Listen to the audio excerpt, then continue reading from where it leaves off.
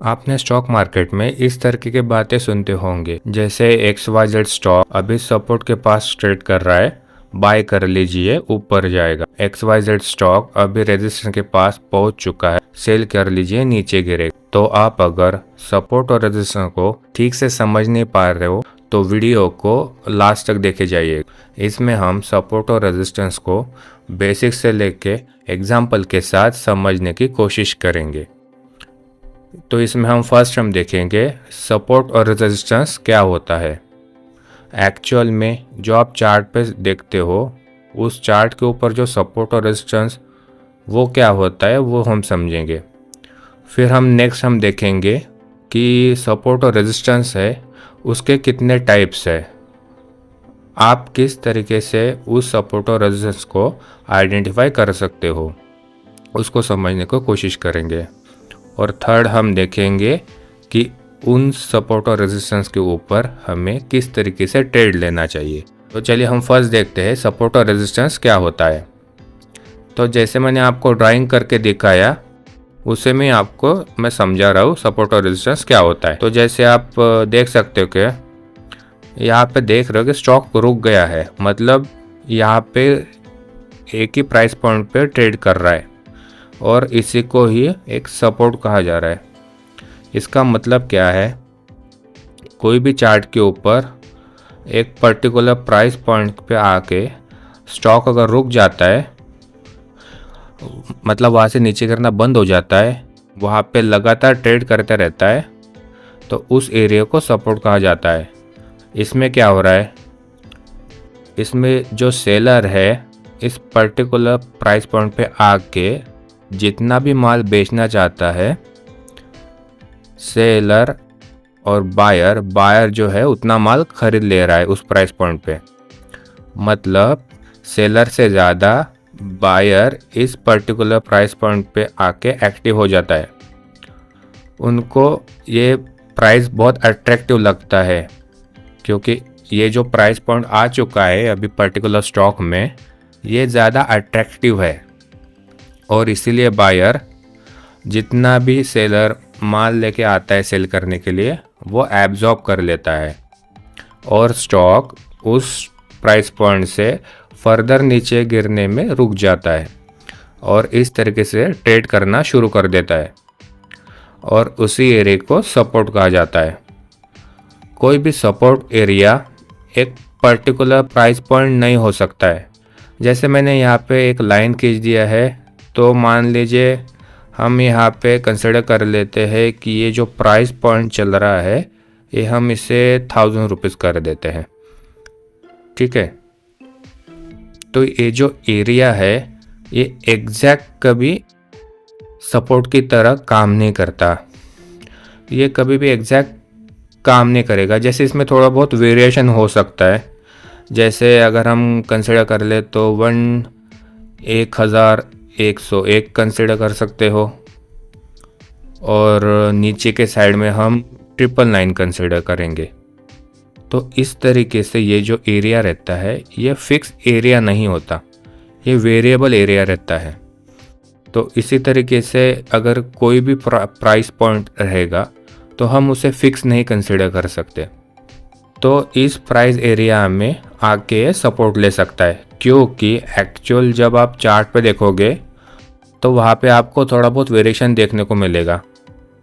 ऐसे exact price point पे आके सपोर्ट ले रहा है, फिर ऊपर जा रहा है, अगेन नीचे आ रहा है, अगर सब तो ऐसे आपको बहुत कम मिलेगा। 99.99 आपको ऐसा मिलेगा ही नहीं, आपको थोड़ा बहुत वेरिएशन मिलेगा। और इसका उल्टा रेजिस्टेंस एकदम सेम ही है, लेकिन इसके उल्टा है पूरा। मतलब कोई भी स्टॉक एक पर्टिकुलर प्राइस पॉइंट पे आके ऊपर जाने में रुक रहा है, उस प्राइस पॉइंट पे आके बायर जितना माल खरीदना चाहता है उतना सेलर सप्लाई कर देता है। मतलब यहाँ पे सप्लाई ज़्यादा आ जाता है, बायर से ज़्यादा सेलर यहाँ पे ज़्यादा एक्टिव होते हैं इस पर्टिकुलर एरिया में आके, और प्राइस फर्दर ऊपर जाने में रुक जाता है। फिर इस तरीके से ट्रेड करना शुरू कर देता है और उसी प्राइस एरिया को रेजिस्टेंस कहा जाता है। तो इसका मतलब क्या है, सपोर्ट एरिया में बायर ज़्यादा एक्टिव हो जाता है और सेलर जितना भी माल बेचना चाहता है वो बायर एब्जॉर्ब कर लेता है। और रेजिस्टेंस एरिया में सेलर ज़्यादा एक्टिव हो जाता है और जितना भी माल बायर बाय करना चाहता है वहाँ पे सप्लाई कर देता है। इसीलिए फर्दर ये जो प्राइस है ऊपर जाने में रुक जाता है और ये रेजिस्टेंस बन जाता है। तो कोई भी स्टॉक चार्ट में सपोर्ट और रेजिस्टेंस को ढूंढने में अलग अलग ट्रेडर इन्वेस्टर अलग अलग तरीका यूज़ करता है, लेकिन मैं जो तरीका यूज़ करता हूँ वो मैं अभी आपको एक्सप्लेन करूँगा सामने। तो चलिए मैं आपको दिखा देता हूँ कि सपोर्ट और रेजिस्टेंस एरिया किस तरीके से स्टॉक चार्ट में आप ढूंढ सकते हो। तो सपोर्ट और रेजिस्टेंस एरिया जो मैं खुद यूज़ करता हूँ उसको मैंने 3 कैटेगरी में डिवाइड किया है। फर्स्ट है साइकोलॉजिकल सपोर्ट एंड रेजिस्टेंस, दूसरा है price action support and resistance, third है moving average support and resistance. वैसे price action support and resistance इसको फर्दर और 2 कैटेगरी में हम इसको डिवाइड कर सकते हैं, जैसे हॉरिजॉन्टल और ट्रेंडिंग। तो मैं अभी आपको साइकोलॉजिकल सपोर्ट और रेजिस्टेंस को समझा देता हूँ। तो देखिए साइकोलॉजिकल सपोर्ट और रेजिस्टेंस जो रहता है वो साइकोलॉजी के अनुसार काम करता है, यानी जो भी ट्रेडर ट्रेड करते हैं वो एक इम्पोर्टेंट पॉइंट के आसपास आके वो वहाँ पे आके अलर्ट हो जाते हैं। हो सकता है मार्केट इस लेवल को क्रॉस करेगा या नहीं करेगा। अभी मैं आपको दिखा रहा हूँ एग्जांपल की तरह। यहाँ पे मैंने 3 लाइन ड्रॉ करके रखी है। एक लाइन जो है 1000 के आसपास है, दूसरा जो है 2000 के आसपास है, थर्ड जो लाइन है 3000 के आसपास है। तो जब भी मार्केट नीचे से ऊपर की तरह जाएगा तो ये जो एरिया है ये साइकोलॉजिकल रेजिस्टेंस की तरह काम करेगा। और यही अगर इसको क्रॉस करता है, क्रॉस करने के बाद ऊपर चले जाता है, ऊपर चलने के बाद ये जो एरिया रहेगा ये इसके लिए सपोर्ट की तरह काम करेगा, साइकोलॉजिकल सपोर्ट की तरह। और यही अगर ये ऊपर से नीचे की तरफ आ रहा है तो उसके लिए भी ये जो एरिया रहेगा 2000 का, इसके लिए ये साइकोलॉजिकल सपोर्ट की तरह काम करेगा। तो अब मैं आपको एग्जांपल दिखा देता हूँ इस साइकोलॉजिकल सपोर्ट और रेजिस्टेंस का। तो ये जो है एग्जांपल है साइकोलॉजिकल सपोर्ट और रेजिस्टेंस का। यहाँ पे देखिए मार्केट जो था यहाँ पे कुछ देर तक यहाँ पे रेजिस्टेंस ले रहा था। रेजिस्टेंस लेने के बाद यहाँ पे इसने ब्रेकआउट कर लिया। ब्रेकआउट करने के बाद ये ऊपर चला गया, लेकिन ऊपर चले जाने के बाद यहाँ पे देखिए यहाँ पे इसके पीछे कोई रेजिस्टेंस एरिया नहीं है, लेकिन फिर भी स्टॉक ने फिर भी यहाँ पे रेजिस्टेंस लिया। इसका मतलब क्या है, यहाँ पे देख सकते हो यहाँ पे इसका जो वैल्यू है वो है 3000। मतलब मैंने आपको अभी एक्सप्लेन किया है कि 1000, 2000, 3000 ये अपने आप में ही एक रेजिस्टेंस की तरह काम करते हैं या सपोर्ट की तरह काम करते हैं। तो जैसे मैंने अभी आपको दिखाया है, मार्केट ने यहाँ पे जैसे ब्रेकआउट दिया, ब्रेकआउट देने के बाद मार्केट यहाँ पे ऊपर आ गया। ऊपर आने के बाद यहाँ पे मार्केट ने रेजिस्टेंस लिया। रेजिस्टेंस लेने के बाद मार्केट ने ऐसे फिर से नीचे आया। अगेन यहाँ पे ऊपर आया था।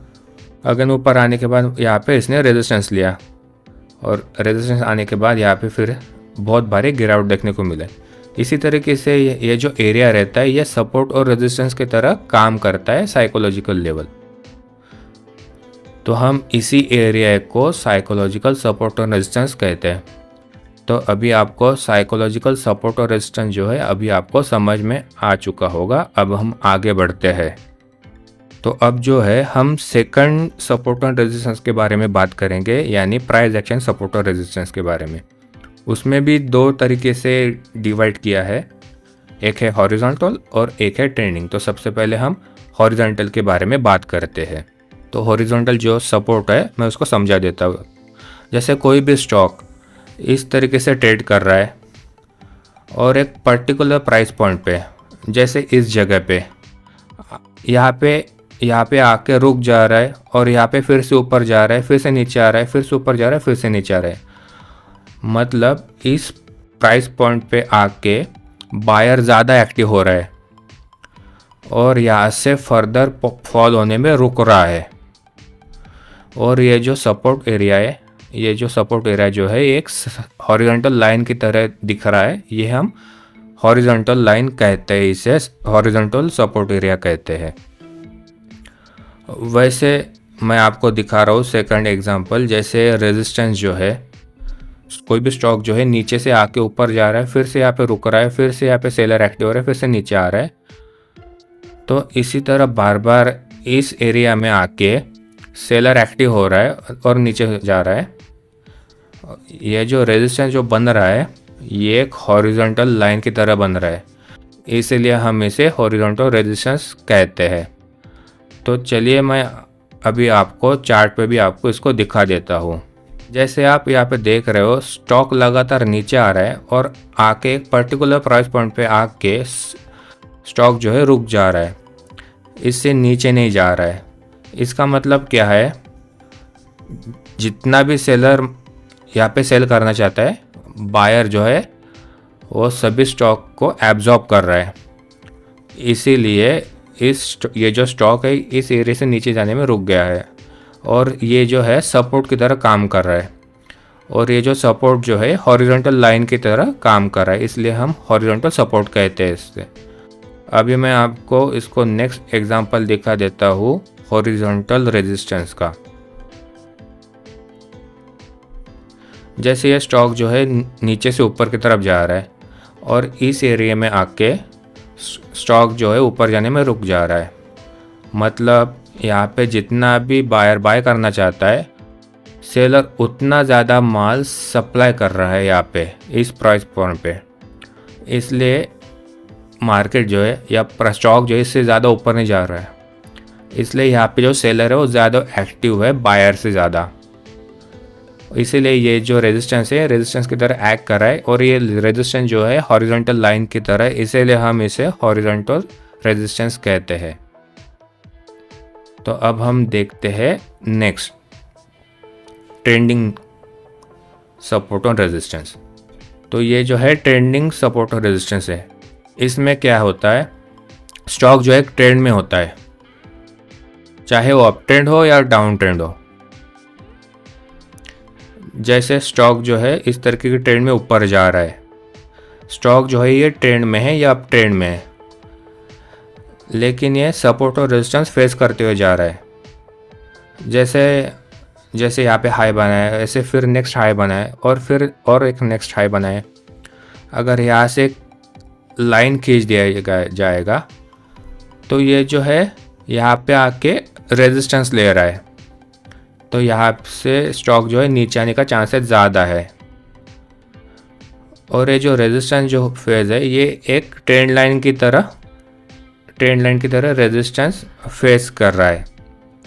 तो इसी तरह ये जो है, ये आप यहाँ पे देख रहे हो, नीचे से मार्केट जो ऊपर जा रहा है और यहाँ पे ये जो ट्रेंड लाइन है ये इस ट्रेंड लाइन का हमेशा सपोर्ट ले रहा है, और सपोर्ट लेने के बाद यहाँ से फिर से बाइंग हो रही है, तो यहाँ पे देख सकते हो, और बाइंग होने के बाद तुरंत ही ऊपर जाता है। तो इसी तरीके से यहाँ पे जो रहता है ये जो ट्रेंडिंग सपोर्ट हम इसे कहते हैं। तो अब हम नेक्स्ट एग्जांपल देखते हैं ट्रेंडिंग रेजिस्टेंस का। यहाँ पे आप देख रहे हो जो स्टॉक जो है ये इस ट्रेंड लाइन का हमेशा रेजिस्टेंस ले रहा है। यहाँ पे देखिए, यहाँ पे जब आया यहाँ से फिर से सेलिंग हुआ, अगेन यहाँ पे आया यहाँ से फिर से सेलिंग हुआ। तो ये जो ट्रेंड लाइन जो है ये एक्ट एज ए रेजिस्टेंस की तरह काम कर रहा है, इसीलिए हम इसे ट्रेंडिंग रेजिस्टेंस कहते हैं। तो ये इसी तरीके से काम करता है। तो अब हम नेक्स्ट देख लेते हैं मूविंग एवरेज सपोर्ट और रेजिस्टेंस। इसमें क्या होता है, इसमें जो आप कैंडलस्टिक चार्ट यूज़ करते हो उसके ऊपर आप मूविंग एवरेज प्लॉट करते हो, और उस मूविंग एवरेज पे स्टॉक आके बार बार सपोर्ट और रेजिस्टेंस ले रहा है, तो वो ये सपोर्ट और रेजिस्टेंस की तरह काम करता है। मूविंग एवरेज और कैंडलस्टिक का बेसिक कंसेप्ट अगर आपको क्लियर करना है तो उसके लिए भी मैं आपको वीडियो बना के दे दूंगा, और वैसे भी इसके पहले का वीडियो मैंने बेसिक कैंडलस्टिक के बारे में बनाया था, तो वो आप वीडियो देख सकते हो। तो मान लीजिए कोई एक स्टॉक ऐसे ऐसे ट्रेड कर रहा है यहाँ पे, और लगातार 200 डे का मूविंग एवरेज को सपोर्ट लेके ये ऊपर जा रहा है, तो ये मूविंग एवरेज जो है सपोर्ट की तरह काम करता है। और जो मूविंग और एवरेज सपोर्ट और रेजिस्टेंस जो रहता है वो सबसे ज़्यादा काम करता है लंबे टाइम फ्रेम में। तो ये जो मूविंग एवरेज है कोई भी टाइम फ्रेम में काम करता है। 1 आवर के भी टाइम फ्रेम में भी काम करेगा, 1 डे के टाइम फ्रेम में लगाओ वो भी काम करेगा, या वीकली में भी लगा लो उसमें भी काम करेगा। तो टाइम फ्रेम में कोई प्रॉब्लम नहीं रहता है, आपको सिर्फ सपोर्ट और रेजिस्टेंस ढूंढना है। ये जो मूविंग एवरेज जो सपोर्ट और रेजिस्टेंस है इसको मैं स्टैंडर्डली यूज़ नहीं करता हूँ, यानी मैं इसको ऐसे ही देख के यूज़ नहीं करता हूँ। मैं इसको हमेशा प्राइस एक्शन सपोर्ट और रेजिस्टेंस के साथ कंबाइन करके देखता हूँ। मान लीजिए कोई स्टॉक कोई एरिया में रेजिस्टेंस फेस कर रहा है, मतलब इस जगह पे रेजिस्टेंस फेस कर रहा है और नीचे आने का ट्राई कर रहा है, और साथ ही साथ यहाँ पे 200 मूविंग है, ऐसा ये में जा रहा है, तो ये नीचे आने का ट्राई करेगा।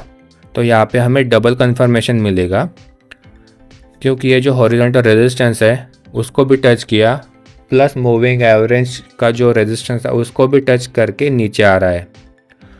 तो यहाँ पे हमें ज़्यादा कंफर्मेशन मिलती है, तो ये नीचे जाने का चांसेस ज़्यादा है।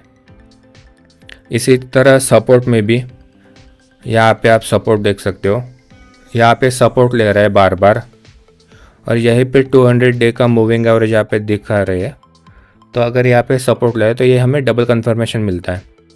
उसी तरह जो ट्रेंडिंग और सपोर्ट ऑन रेजिस्टेंस जो रहता है उसी में भी ये काम करता है।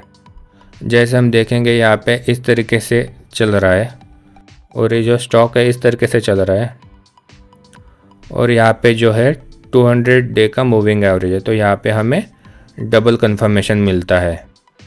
तो मैं इसी तरीके से इसको यूज़ करता हूँ कंबाइन करके। और कुछ चीज़ें जो आपको जानना चाहिए सपोर्ट और रेजिस्टेंस के बारे में, तो वो भी मैं आपको बता देता हूँ। तो सबसे पहले मैं आपको इसका एग्जांपल दिखा देता हूँ मूविंग एवरेज सपोर्ट और रेजिस्टेंस का। तो यहाँ पे आप देख रहे हो जो मूविंग एवरेज है, ये मूविंग एवरेज पे ये जो स्टॉक है बार बार सपोर्ट ले रहा है। यहाँ पे देखिए, यहाँ पे भी सपोर्ट लिया, यहाँ पे भी सपोर्ट लिया, यहाँ पे भी सपोर्ट लिया। तो ये इसी तरीके से मूविंग एवरेज को सपोर्ट लेके ऊपर ऊपर आगे की जर्नी तय करता है। इसी तरीके से हम इसे जो कहते हैं ये मूविंग एवरेज का सपोर्ट लेके जाते हैं। अगर यहाँ पे कोई हॉरिजॉन्टल सपोर्ट बनता है तो यहाँ पे हमें उसका डबल कंफर्मेशन मिलता है। तो अब हम यहाँ पे देखते हैं मूविंग एवरेज का रेजिस्टेंट का एग्जांपल। यहाँ पे देखिए ये जो स्टॉक है ये बार बार यहाँ पे मूविंग एवरेज का रेजिस्टेंस ले रहा है। यहाँ पे देखिए फर्स्ट टाइम यहाँ पे रेजिस्टेंस लिया, इसके बाद ये नियर बाय आ गया मूविंग एवरेज के, उसके बाद फिर से इसने रेजिस्टेंस लिया, अगेन इसने यहाँ पे टच किया, यहाँ पे भी देखिए। तो हर बार जब भी यहाँ पे आता है मूविंग एवरेज के पास या मूविंग एवरेज को टच करता है तो ये वहाँ से रेजिस्टेंस फेस करता है और नीचे चले आता है।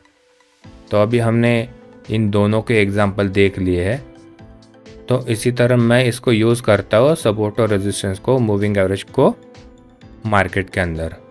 और कुछ चीज़ें जो आपको जानना चाहिए सपोर्ट और रेजिस्टेंस के बारे में वो भी मैं आपको बता देता हूँ।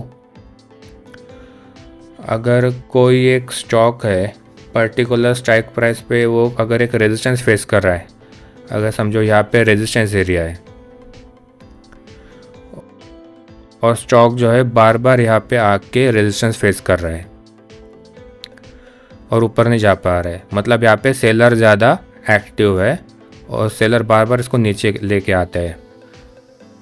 एक बार अगर ये स्टॉक इस रेजिस्टेंस को तोड़ के ऊपर चले जाता है तो ठीक है, ये जो है रेजिस्टेंस एरिया है, इसको तोड़ के अगर ये ऊपर चला जाता है और फिर स्टॉक अगर उसी रेजिस्टेंस एरिया के पास आ जाता है, जैसे इस रेजिस्टेंस एरिया के पास आया है ये स्टॉक, फिर ये जो रेजिस्टेंस एरिया जो है, ये जो एरिया है ये सपोर्ट की तरह काम करेगा।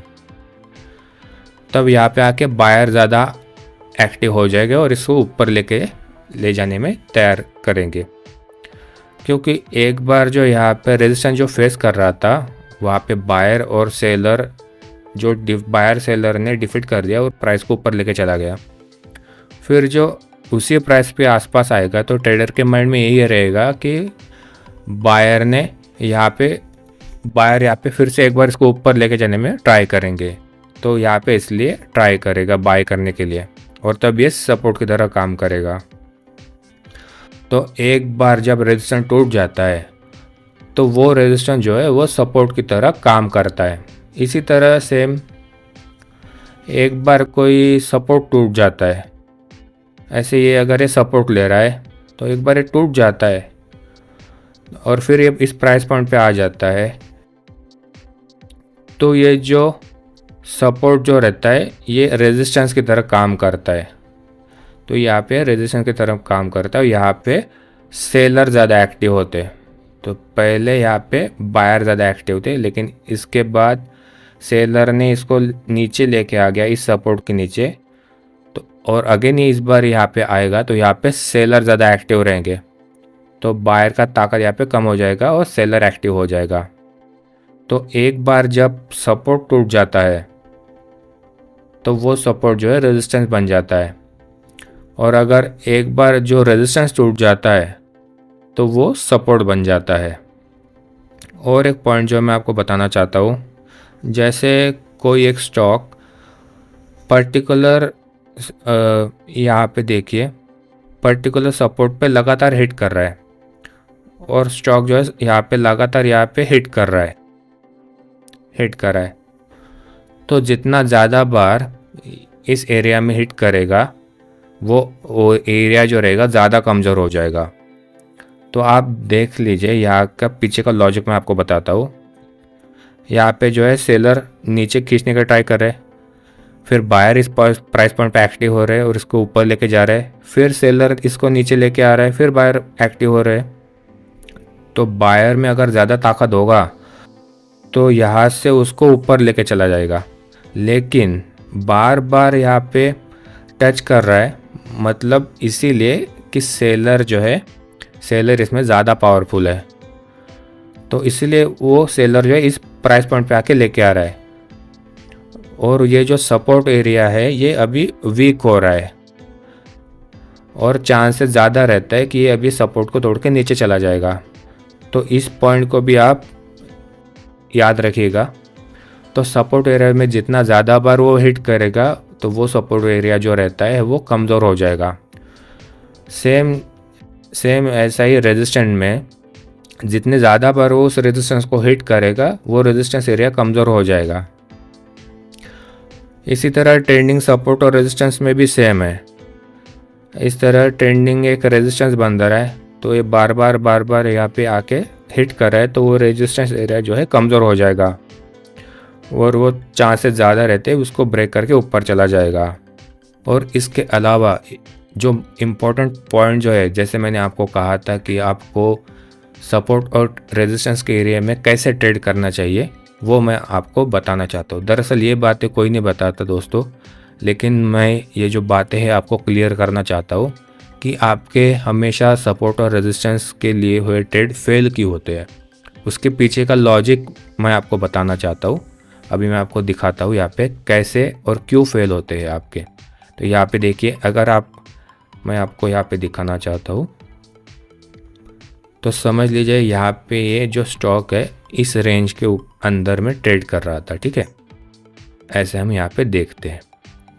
तो आप क्या करते हो, ये स्टॉक जो है ना जैसे इसको ब्रेक कर देता है आप यहाँ पे एंट्री कर देते हो।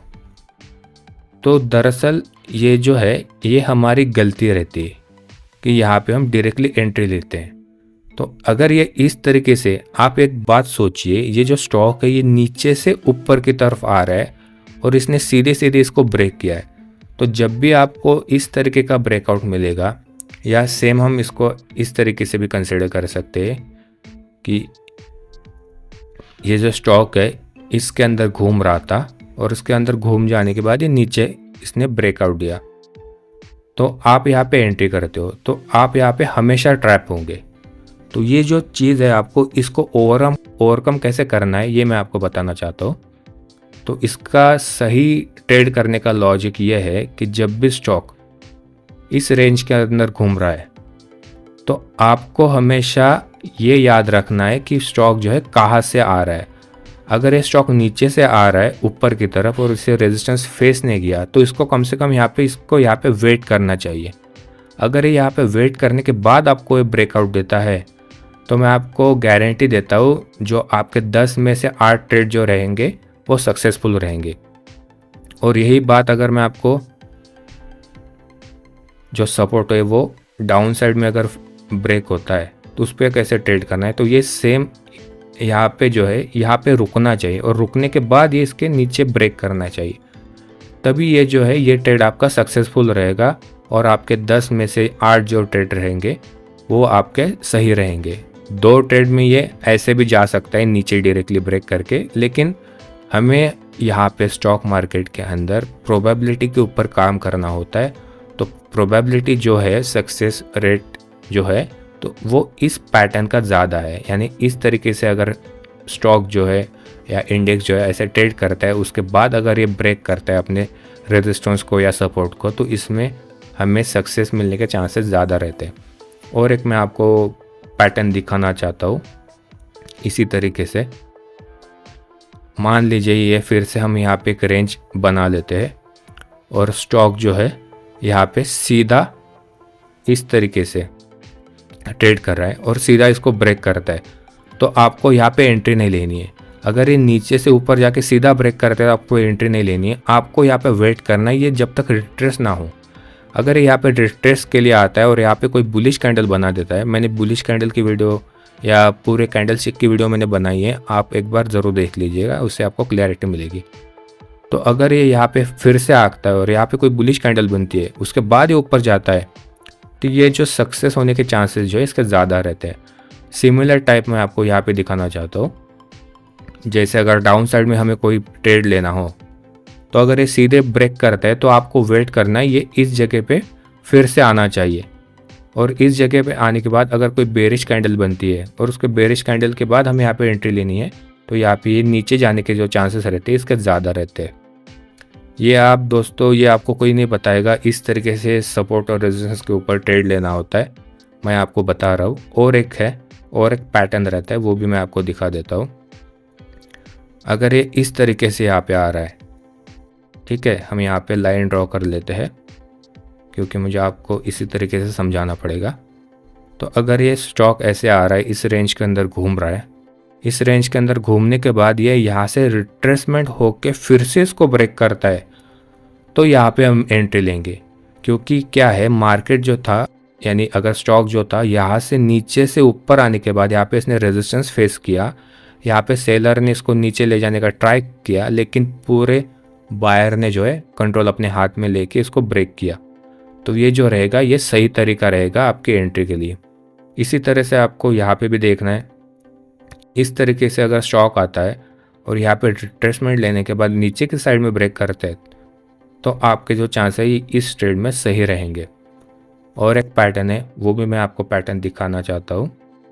ये जो पैटर्न मैं आपको दिखा रहा हूँ दोस्तों, ये आपको पैटर्न जो है कोई दिखाएगा नहीं, ना कोई समझाएगा भी नहीं। तो मैं तो यही चाहता हूँ कि आप ये ठीक से समझिए। आपको अगर एक बार ये आपको समझना आ गया, इसके ऊपर ट्रेड करना आ गया, तो आपको ये बहुत आसानी से आप सपोर्ट और रेजिस्टेंस के ऊपर ट्रेड कर पाओगे। अभी मैं और एक एग्जांपल दिखाता हूँ। अगर कोई स्टॉक ऐसे रेंज में घूम रहा है, ऐसे रेंज में घूमने के बाद इसने डायरेक्टली इसको ब्रेक कर दिया, लेकिन ब्रेक करने के बाद अगर ये यहाँ पे कंसोलिडेट करता है और उसके बाद इसको ब्रेक करता है, तो आपको ये जो ट्रेड है ये आपका ट्रेड सही जाएगा। कम से कम 10 में से 8 ट्रेड जो है आपके सही जाएंगे। और इसी तरीके से यहाँ पे भी अगर ये ट्रेड स्टॉक जो है इस तरीके से ट्रेड कर रहा है यहाँ पे, और यहाँ पे ट्रेड करने के बाद नीचे यहाँ पे ब्रेक करने के बाद यहाँ पे कुछ देर वेट करता है, वेट करने के बाद ये नीचे ब्रेक करता है, तो ये भी ट्रेड जो रहेगा ये आपका सही जाएगा। तो दोस्तों यही कुछ टेक्निक रहते हैं, यही एक्सपीरियंस का खेल रहता है यहाँ पे। आप जितना ज़्यादा यहाँ पे एक्सपीरियंस दोगे, जितना ज़्यादा आप टाइम बिताओगे, यहाँ पे आपको मार्केट को समझने में आसानी होगी। तो इसी तरीके से ये जो सीक्रेट जो था मैंने आपके साथ शेयर किया है। तो अगर आपको ये अच्छा लगा तो मुझे बताइएगा। तो आशा करता हूँ दोस्तों सपोर्ट और रेजिस्टेंस का जो बेसिक कंसेप्ट है वो आपको क्लियर हो गया होगा। लेकिन ये थियोरेटिकल वीडियो है, आपको सिर्फ सपोर्ट और रेजिस्टेंस को कंसेप्ट जो था वो समझाने के लिए मैंने इस वीडियो को क्रिएट किया। इसके अलावा जो प्रैक्टिकल है, इससे बहुत कुछ चीज़ें सीखने का है आपको सपोर्ट और रेजिस्टेंस में, वो सब है चीज़ें मैं आपको थ्योरेटिकल वीडियो में बता नहीं पाऊँगा या समझा नहीं पाऊँगा, क्योंकि वो प्रैक्टिकल चीज़ है। क्योंकि मुझे आपको प्रैक्टिकल दिखाना पड़ेगा, समझाना पड़ेगा चार्ट के ऊपर। तो आप हमारे साथ जुड़े रहिए और हमारा जो टेक्निकल एनालिसिस का जो कोर्स जो मैंने यहाँ पे शुरू किया है, तो इसमें मैं एडवांस लेवल पे जाके सपोर्ट और रेजिस्टेंस को मैं समझाऊंगा आपको। और मैं स्टॉक का भी एनालिसिस करता हूँ। अगर कोई मार्केट में ट्रेड का अपॉर्चुनिटी मिलता है तो उसमें भी मैं डिटेल में चर्चा करता हूँ, कहाँ पे ट्रेड लेना चाहिए, कहाँ पे ट्रेड नहीं लेना चाहिए। तो वो प्रैक्टिकल चीज़ें, उसमें आपको ज़्यादा चीज़ें सीखने को मिलेगा। लेकिन जो आपका बेसिक कंसेप्ट है वो मैंने इस वीडियो में आपका क्लियर करने की कोशिश की है। सपोर्ट और रेजिस्टेंस क्या होता है, कितने टाइप के सपोर्ट और रेजिस्टेंस होते हैं, उन्हें किस तरीके से ट्रेड करना होता है। क्योंकि आपका सपोर्ट और रेजिस्टेंस जो है वो बेसिक क्लियर होना चाहिए, उसके बाद जो आगे का है वो आप समझ पाओगे। तो इस पर्टिकुलर वीडियो में इतना ही। तो अगर आपको वीडियो अच्छा लगा तो प्लीज़ मेरे चैनल को सब्सक्राइब कीजिए, लाइक कीजिए इस वीडियो को और बेल आइकन को दबा दीजिए, जिससे मैं नेक्स्ट वीडियो अपलोड करूँगा तो उसका नोटिफिकेशन जो है आपको मिल जाएगा। तो चलिए दोस्तों, वीडियो को मैं एंड करता हूँ। Thanks for watching. धन्यवाद।